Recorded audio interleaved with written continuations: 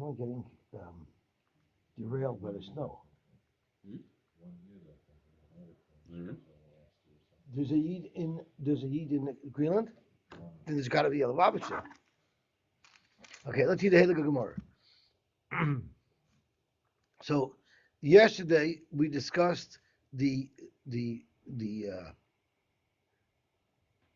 impurities that might have been found in the kaimitz and how it diminishes from the kaimitz and it makes the kaimitz incomplete and puzzle.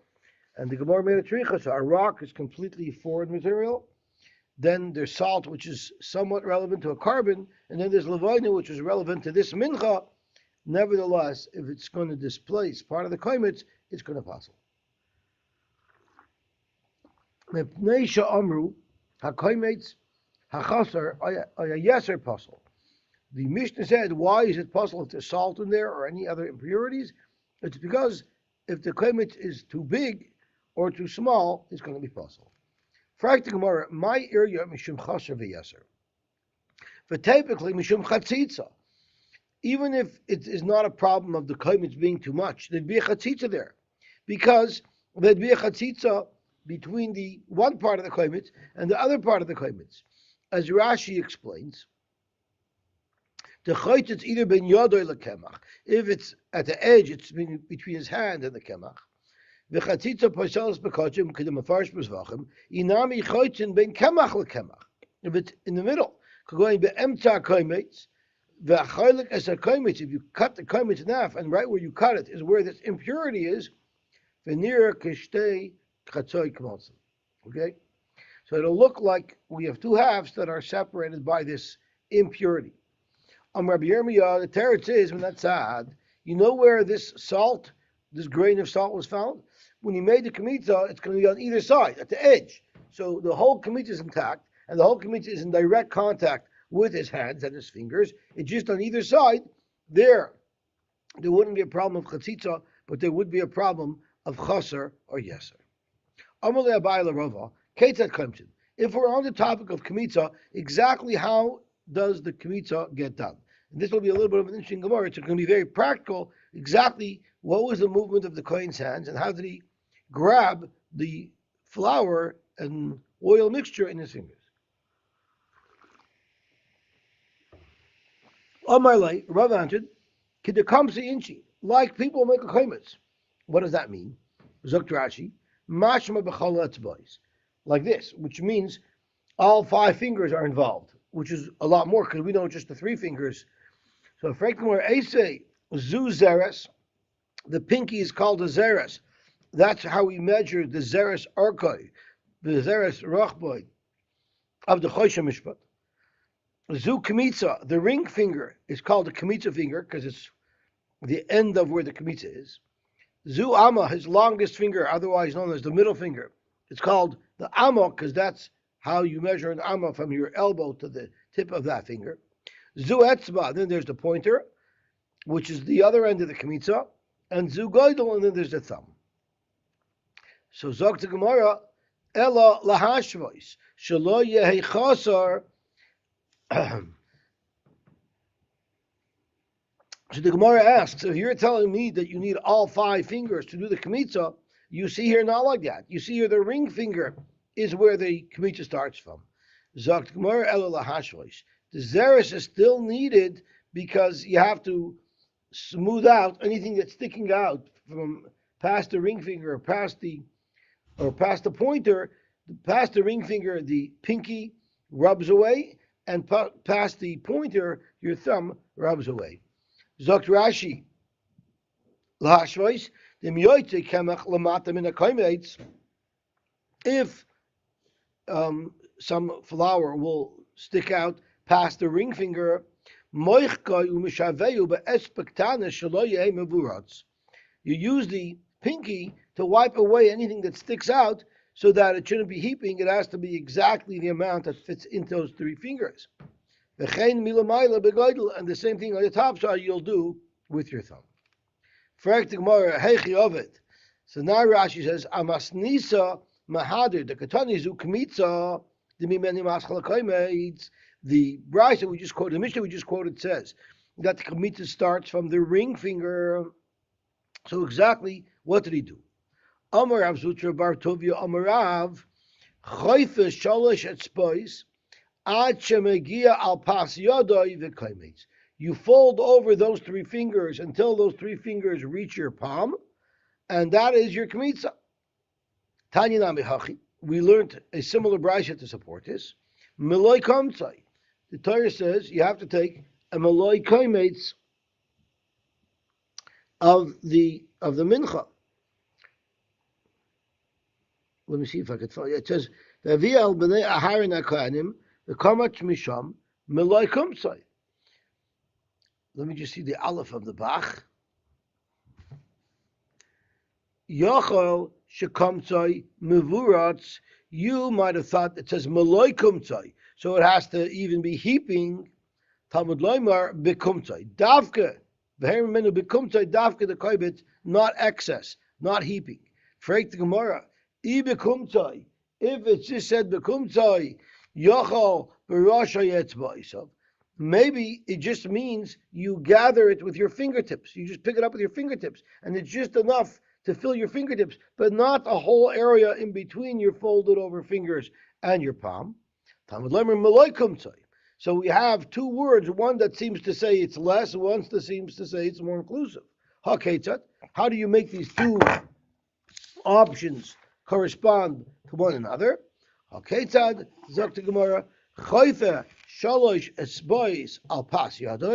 You fold those three fingers over on your palm, the kaimetz, and you make the kmitza. Now, if it's just flour, when you fold your fingers over, any excess will just fall off. But if it's a michas machvas and a michas marcheshes, where the cake was already baked and now it was broken up into smaller pieces, but it's not a powder, so bigger pieces might protrude from either side of your kaimetz, and then there'll be a problem of yeser. So that's why you're moichek begoydlei milamayla. You use your thumb to break off and to smooth out whatever sticks past your pointer. If it's boikatana with your pinky, you break off and clean off anything that would be sticking out past your ring finger. Milamata. Vizuhi, this avoid of kmitza, to get this right, is avoida kasha shebamikdash. It's the most difficult avoida that was done in the mikdash. And we're going to see this is very similar to the saying, this is the best bacher in Lakewood. Fact the Gemara, zu, the sulai, but there are no other very difficult avoidance in the base of Mikdash. There's no other good bacher in Lakewood. But Ika Malika, the Gemara also tells us, was very, very difficult. Now, Rashi gives us a couple of reasons why Malika might have been so difficult. First of all, if you remember, when we were learning how Malika works, it's all there's one shot that it's all in the right hand of the kohen, and either the bird comes over this side of the hand and reaches over into here, and you have to hold his legs in between your pinky and your ring finger, and the wings between these two fingers. It was very complicated how it's done. The kohen has to contort his hands into a pretzel to get into the right position to be able to do it. And even if you learn like the Rishonim, that they use both hands, pushing a nail through a hard spine is relatively painful, and that could also be representative of the difficulty of the Malika. And Va'ika Chafina. Chafina was when the Kohen Gadol went into the Kodesh HaKodeshim with a calf full of keteris, he had to transfer that into his hands, but into both of his hands. So if he has to have both of his hands like this, how can he simultaneously hold the calf and put it into his hand? So he had to he had to hold the edge of the spoon at the tip of his fingers, like this sort of, and then flip it over into his hand. That was also a very difficult thing to do. So how could you state that Kmitza was the most difficult? So Gemara, the same answer they say in Lakewood. Elazui achas me'avoidais kasher shebemikdash. He's from the best bacher. What was difficult with the Kmitza? But these minchas were dough that were hard pieces. And when you do this, you have to be able to break pieces that are sticking out and leave the ones that are in. So it had to be exact. So therefore, it was a very, very difficult thing to do. Okay, Gewaltig. Zog to Gemara weiter. Amar Papa. Pshitali, it's pashut to me that Malay Kumtzai is Kidakamta Inchi. That I got. But what I need a little bit of clarity on are the following shilas. Boira Papa, Kamat Barashai Espaisav Mai. What if you made the Kmita Barasha Etzbaisav? Now this is not the same Rasha Etzbaisav that we just learned, where you're just taking a little bit in between your fingers. Now, when it comes to Inchi, the assumption is, Rashi explains, that you hold your hand vertical, so your pinky is at the bottom, your thumb is at the top. You push it into the flour and you scoop up and you do the kmitza. That was the simplest understanding of what Molay Kumta is. What if he didn't do it that way? What if he had his fingertips pointed down and he digs into the flour with his fingertips and comes up and under? Would that also be an acceptable way of making the kmitza? Minat stodin mai. What if it was minat stodin? Rashi has also a very interesting shot in minat stodin that I'm going to be struggling with soon. But let's just see what Rashi says over here. Instead of putting his palm face down, he put his the top of his hand face down, and he ran it along the surface of the flour. So as you're running your hand along the top surface of the flour, naturally the flour is going to come over the side of your hand and fill it up. So what if he did it that way? Would that be an acceptable way of doing it?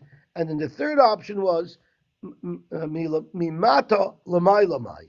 How about mimata l'mayla, which Rashi explains as shehichnis etzba oisav b'kemach v'gav ayad keneged hakemach v'koimetz. So he pushed his fingers into the kemach, v'gav ayad keneged hakemach, and the bottom of his hand, the top of his hand is keneged the kemach. So he's going like this. Well, I think the first one is he's pushing down and digging this way. The second way is he's pushing down and digging this way. So let's look at it again.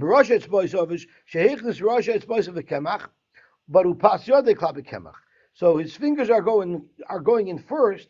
His fingers are going in first, but his palm is facing the flour. The other way, his fingers are going in first, but the top of his hand is facing the flour. Again, the right way to do it is with the side of your hand to push straight down and in. So if you either push with your fingers in this way, or push your fingers in that way, or just run your, not push down, but run your side of your hand along. It's hard for me to get an appreciation of how it would work.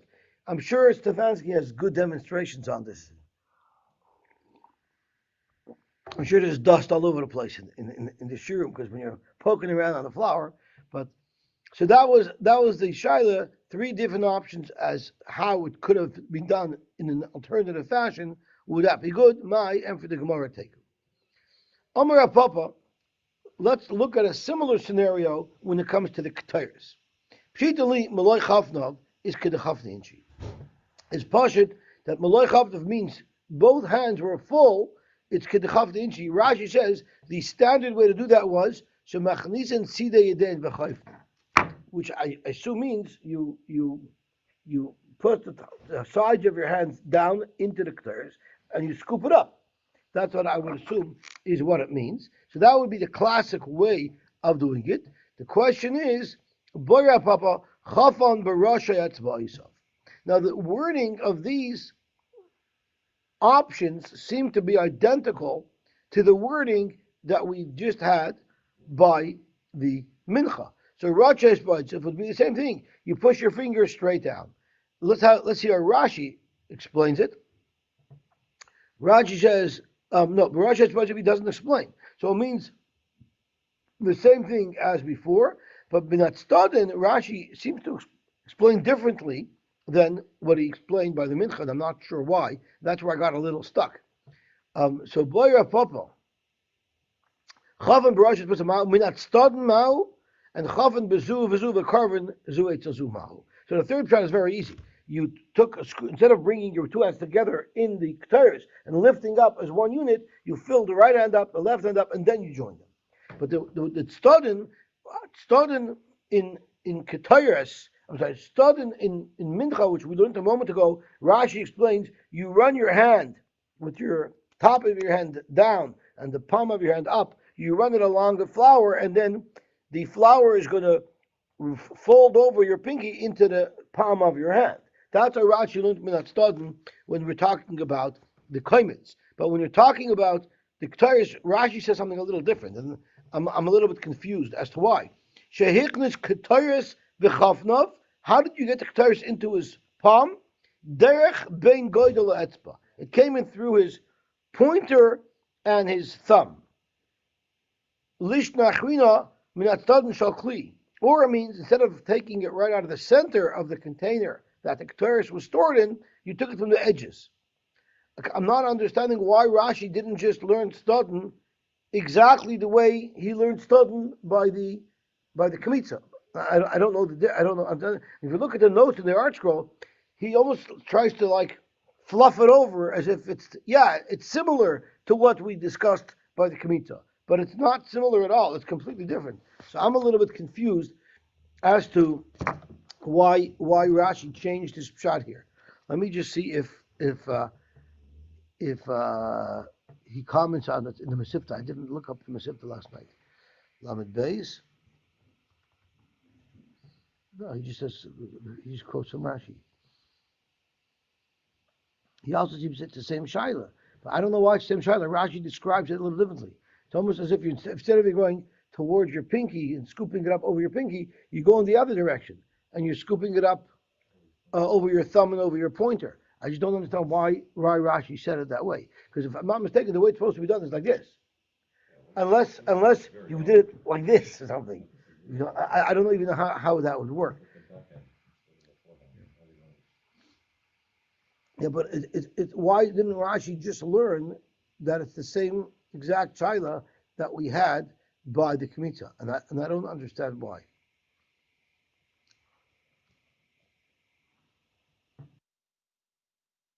The Mesivta explains Minat Stadin differently than the way I understood it from Rashi.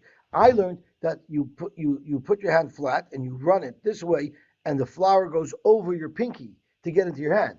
But he says you're going back and forth, so it comes over both sides of your hand. So that way, it can come over from your pinky side and it comes over from your other side. I'm not sure. Shadow him and Stodden from the side of the keli. No, that's Rashi's second shot. Mm-hmm. Yeah, we learned that in Rashi. That's Rashi's second shot. I'm talking about the first shot. And I don't know why Rashi offers that second shot by the Ketores and not by the Kmitza. So I don't know why that there was a distinction. I'll see if I can figure that out later today. Gezok to Gemara weiter. Boy, so the Gemara answers with a take. What about Boy Rapapa? Dovke lekoimates b'dafne demana. So there's actually two pshatim here as well. Rashi says instead of placing it on the bottom of the keli, it's a little sticky. You put it on the side of the keli. So does that qualify? My toich kli be'inan veika adilma hanacha be'inan b'seicha be'inan v'leka. There are those who learn that the keli was upside down and he put it at the bottom of the keli, but he stuck it there. So is that called a toich keli or not? The Gemara answers teku. Boy mar bar Vashi. Of course, in all these things, you're going to ask the same thing we've always asked. Why couldn't he just do it normal? Right? Why would he do it? The Kachim is all about people doing anything more. I guess it could be most of the people involved in Kachim were brisker, so concussionist. So Dr. Gemara, I'm getting myself into trouble one day. So Dr. Gemara, Hapchei Lamana, what happens if he turned the Keli over?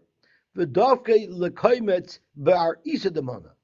And Rashi says, you have some bechers that have a stand built into it.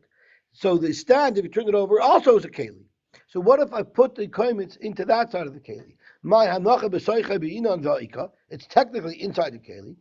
Adilma ketikne be'inan. It's got to be done with the keli, everything in the proper way.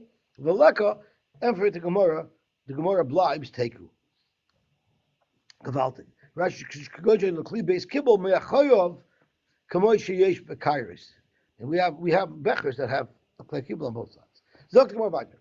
Zok the Heilige Mishnah. Keitzer u'oisa. And there are those who learn that Ketzad Yosy doesn't belong here, because in the last Mishnah we were already discussing how the Kmitza was done. So it could be these words belong earlier. Poishit es etzba oisav al pas yadai. You fold your fingers over onto your palm and you capture the flour and the oil mixture in between them. That's how the Kmitza is done. Riba Shamna, what if there's more oil in the mincha that there was supposed to be? There's supposed to be a for every Yisarin of Silas, there's supposed to be, I believe, a loik shemen, or chaser shamna, or you didn't put in enough oil, or chiser levainasa, or you didn't have enough levaina, it's psula. You notice what's glaringly missing is riba levainasa. The Mishnah doesn't discuss, which should also be possible. Zakar hechidam riba shamna. What does it mean? You put in too much oil. Amar Eliezer, I'll tell you what it was. Going to hivrish law shnei lugin, instead of being mavrish one loig shemen to dedicate towards this mincha as required, he dedicated 2 loigin of shemen, makadesh 2 loigin of shemen for this mincha, which is double. But if you did 1.5, maybe it wouldn't be a problem. You want to know why he did it wrong? No, he took the oil. He wanted to do more. He thought he was going to be better than everybody else, and he can put in more oil. He was a grease ball. I don't know. In fact, Gemara, what? He knows what he's taking before he took it, right? Yeah. So maybe he wanted to do. The Torah said 1 leg. I'm gonna up it to 1 and put 2. Why people do crazy things? It's hard to understand sometimes.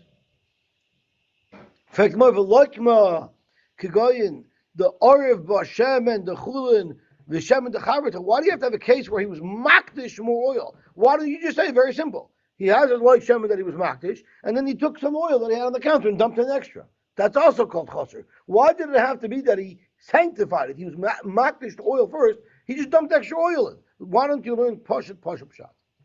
V'chitema Shem and the Chulin, the Shem and the Chavrita loy paso. If you're going to say just dumping in extra oil, since it's not connected to the mincha at all, even though it's poured in, it wouldn't paso. That's simply not true. I have a raya from a brisa.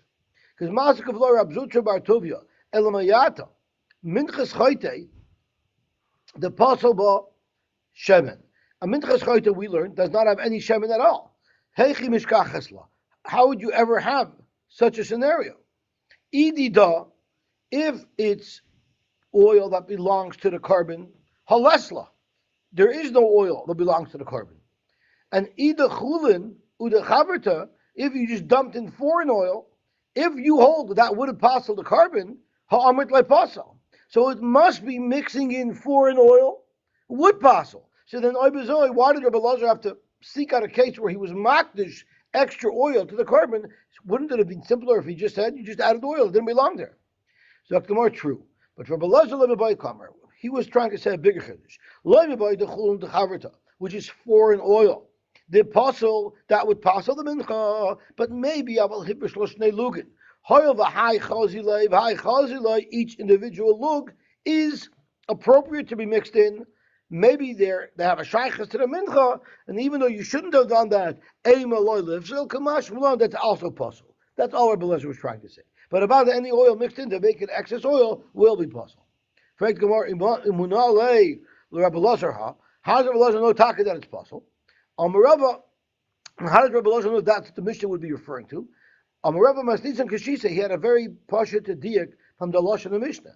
It doesn't say Riba Shemen, it says Riba Shamna, it's oil. What do you mean it's oil? It was oil that was niskadish specifically for the mincha.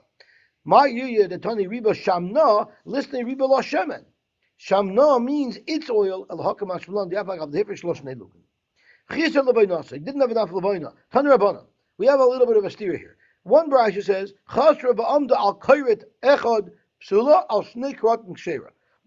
even if you don't have the full amount of levaina left, as long as you have 2 chunks. I'm not sure exactly how big a chunk it is, but it's not a full kmitza. You don't need the full kmitza. As long as you have 1 chunk, that will be enough. Okay, Gavaldik.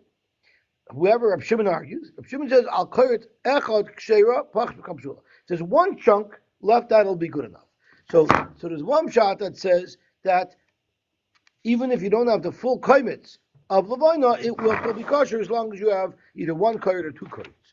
But we have another brisa that says you need a full koyet. The problem is the Tanya koyet ulevina shechaser kol shehu is going to be possible. So we have a problem. Is it kol shehu possible, or you're allowed to lose a critical amount as long as you have a koyet left? Zok Gemara, Tanya as follows. Change the second brisa that we just quoted here in Amar Aleph. Instead of saying koyet ulevina shechaser kol shehu, it should say koyet levina shekol shehu possible. So now it's going according to Rabbi Shimon. You don't need a whole koyet. If the koyet was missing a little bit, then it's possible. But if you had the full koyet, it would still be kosher. Maybe we're talking about two different cases. Kan belevina haba min mincha. A levina that's part of the mincha carbon, even if some goes missing, up until one koyet remaining will still be kosher. The brisa that says you can't miss anything, that's if someone didn't bring a carbon mincha. He brought a carbon of pure levina. Kan belevina haba b'fnei atzma. If you bring a levina haba b'fnei atzma, the full amount of levina has to be presented. So Rashi actually points that out. He says, yes, there is such a carbon. Someone could say, Harei alai levina. Kagoyna oimer harei alai levina, yavi mole koimitz levina ala mizbeach. So Rashi does actually avoid your question that there is such a carbon. Amar Rabbi Yitzchak by Yosef, Amar Rabbi Yochanan. Gimel machloikis b'davar. So there's a three-way machloikis when the levina goes missing. Rabbi Meir Sovar koimitz b'tchila v'koimitz b'sayf. The levina has to be there in full, b'shas the kmitza, and it can't become deficient at all. You need a full kmitza of levina for the mincha to be possible, kosher, and if even after the kmitza, some of the levina went missing, and you couldn't put it completely on the mizbeach, the whole carbon will be possible. Then we have Rabbi Yehuda and our brayso on the Aleph. So if a komet b'chilo shnei karat b'sayf, by the kmitza the whole levina has to be there, but when it comes to the Torah, two chunks are enough. Rabbi Shimon Zavar, komet b'chila v'koret echad b'sayf. How does the article touch koret? Chunk? I don't know exactly what the size of a koret is. Particle, okay? Ushloshton mikra echad darshu. And they all garner their pshat, their shita from the same pasuk, just a difference in opinion of how to darshan the pasuk. It says, Veskol halavoina asher ala mincha. Pasuk pshat is Rabbi Meir Sover, Adi is levina, the ikva b'had mincha meikara. The levina that was originally part of the mincha, that was designated to be part of the mincha meikara, that has to be there. If you remember, Rashi at the beginning of the parak told us that the ikva, a lashon of kavios, mentioned by mincha, is that it's crystallized. This is the carbon, no foreign matter. This is it. Rabbi Yehuda Savar kol vafilu chad koyret. When it says there's kol halavina, any part of the levina, because it could have just said there's halavina. Kol says even if you have one particle, and S is the rabbit kurt acher. There's an extra word S to also say we have a second particle, so we need two particles. Rabbi Shimon has Leidora, she only need one particle. Rabbi Yitzchak by Yosef, Rabbi Yochanan. Machalikas b'levina b'oma mincha. That's the levina that's accompanying a carbon mincha. But if it's a carbon of levina itself, you need the whole amount. Divrei akoil, koimitz b'tchila v'koimitz b'sayf. Lahachi itzrich asher al hamincha. That's why the pasuk says asher al hamincha, to tell us that this minimum requirement that we have is the b'haba mincha in, but b'fnei atzma one koyret would not be enough. The machlokes is only by levina habam mincha. But levina that's accompanying the lechem aponim, where there's one koimet per bazach and there's two bazichin. Divrei akoil shnei kamsim b'tchila or shnei kamsim b'sayf. The levina has to be fully intact, otherwise the lechem aponim is possible. Why would I say otherwise? So maybe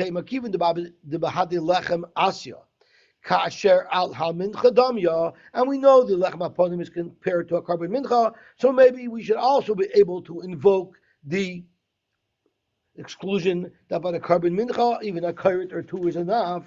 Kamash malon. There's a machlokes Rabbi and Nafcha. Chadam machlokes b'levina haba ima mincha. Avo b'levina haba b'fnei atzma divrei akoil. As we said until now, But the Chadamar, now we're introducing a new shita. Even by a carbon of Levina itself, you also have this rule that as long as there's either one karet or two karets remaining, or between Rabbi Yehuda and Rabbi Shimon, it would be enough.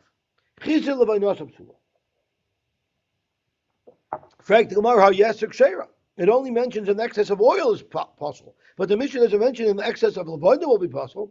How could it be? Vatanya Yasab Psula. You know what the case was? That when they were originally mafresh for this carbon, they were mafresh two koimiches, more than necessary. And one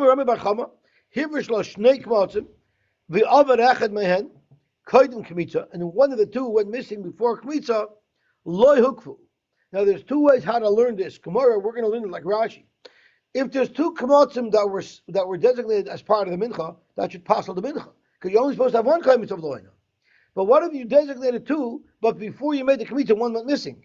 So now loy hukfu. Now kum dechais. What seals the deal? The kmitza seals the deal. So if before the kmitza one went missing, at the time of the kmitza, when the mincha was crystallized, there was only one kaimitz of loina, so it's kosher. You probably remember we had a discussion. What is koivei the carbon? Is it the kmitza, or maybe it's placing it in the keli even before the kmitza?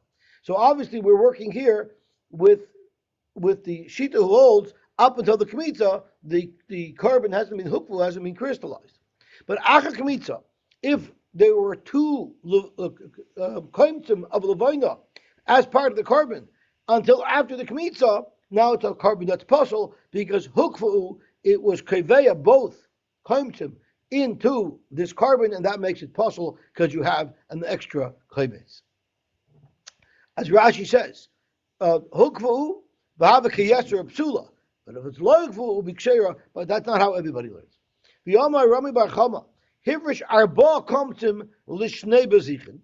What if by the lechem aponim, instead of one kaimitz per bazach, you were mafresh two kaimitzim per bazach, so 2 plus 2 is 4. We avdu shnai mehem koidim silik bazichen. Remember, we said the silik habazichen is the process that parallels the kmitza on a regular mincha. So you remove the extra before the silik habazichen, before this kmitza. Lai hukfu. La'ach silik habazichen is hukfu. Why did we need Rami bar Chama to tell me this halacha by the lechem aponim? We know that's how it works. That the siluk habazichen is the kaimitz. Zaktamar ma'od the tema kiven the bar kaimitz today. Kiven shegia zman lefarka command parka dami kamash malon. If you remember, we said legabi passeling something if the shiraim went missing. Remember, we said that even if this Rabbi Loza said that even if the time came to do the Hasiluk HaBazichin, means the 7th hour of Shabbos, even before you did it, we look at it as if the Kmitza was done already. Why?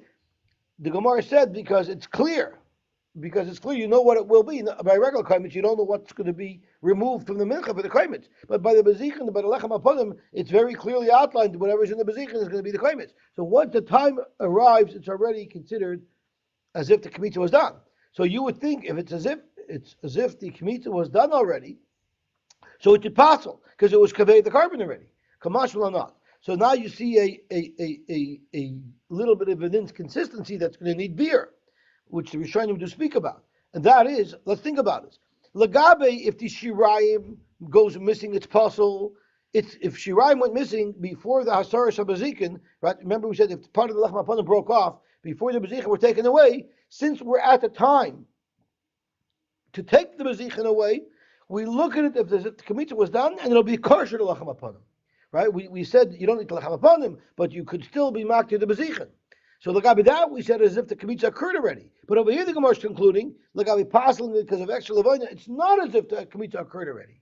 So there's an inconsistency there. Why lagabi shirai missing? Do we say it's like it's post kmitza? But lagabi levina being in excess, we say it's pre-smicha. Again, the article says the Rashba discusses it, but he doesn't bring down what the Rashba says. I'm not sure if the Sifta talks about it. If I get shot, I'll remember to say it over tomorrow. So the Mishnah weiter. You are kaimit mincha with a machshav of pigel. A pickle of chutlam kaimai. That type of pickle is aser, and aser is the food, but there's no chiv kares. Or kazayis mishayareha bechutz, or to eat kazayis of the shirai bechutz, not all of it, even the kazayis of it, or lahakta comes to bechutz, or kazayis comes to bechutz, or lahakta levinasa bechutz. They're all possible as pickle, but the imbe kares is not doing kares. But lechel shirai lamachar, which is chutz lezamanai, which is pickle that has a chiv kares on, or kazayis mishiarei lamachar, or lahakta kares lamachar, or kazayis becomes a lamachar, or lahakta levinasa lamachar. That is full scale pickle. The chayavin alav kares. Zaklal, the rule is kolakaimates are nice and mekli. Hamayluchu maktir. So if you do any avoda with a mechshav of pickle, lechal davar shadake lechal, ulahakti davar shadake lahaktir, chutz lam kaimai is possible. Imekaretz, chutz zmanai pickle, the chayavin alav kares, ilvavat sheyakev amatik mitzvasai. As long as the rest of the carbon goes as it's supposed to, and there's no other psul that occurs in the carbon other than this machshava psula, it'll have a din of pickle. Okay, we'll have to finish the Mishnah tomorrow. It's a long Mishnah.